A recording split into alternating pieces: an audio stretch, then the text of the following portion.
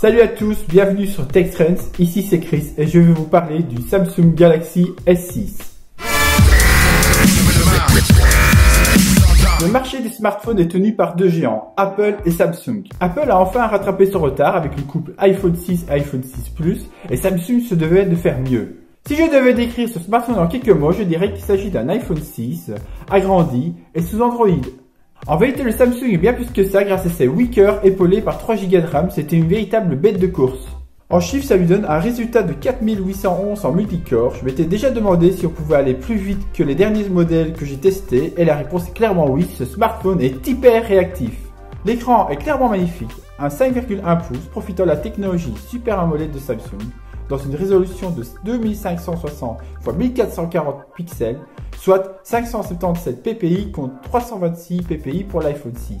J'ai du mal à comprendre l'intérêt d'une telle résolution, je suppose que c'est pour montrer sa supériorité à l'iPhone 6. Son APN de 16 mégapixels lui permet de prendre des photos toujours réussies, de très haute qualité, et là aussi il dépasse largement l'iPhone 6 en matière de luminosité et de contraste, notamment grâce à sa stabilisation optique et sa focale de 1,9. En pratique, son APN impressionne vraiment grâce à sa capacité de prendre et de réussir vos photos dans des zones sombres voire nocturnes. En complément, l'application native de photographie propose des feeds comme Instagram, on peut même les acheter, c'est un gadget mais ça a le mérite d'exister. Il est également équipé d'un APN 5 mégapixels pour réussir vos selfies. Et comme tous les smartphones, il ne se limite pas à prendre des photos, il peut aussi filmer, ici en 4K à 30 images par seconde, le top.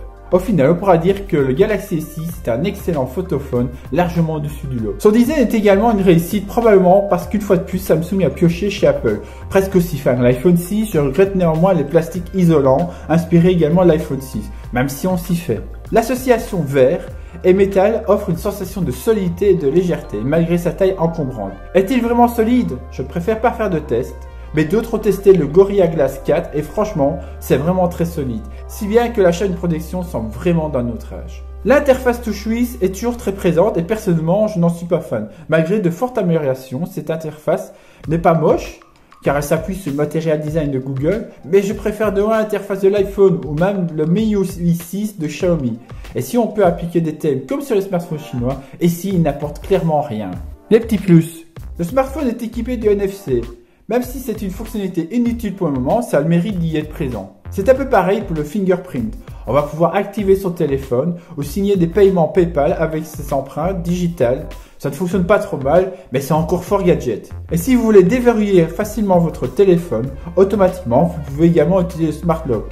C'est une fonctionnalité intéressante. Grâce à elle, vous pouvez informer votre smartphone qu'il n'a pas besoin de verrouiller l'écran si vous vous trouvez dans un lieu particulier, chez vous par exemple, ou si vous portez un objet connecté, votre montre.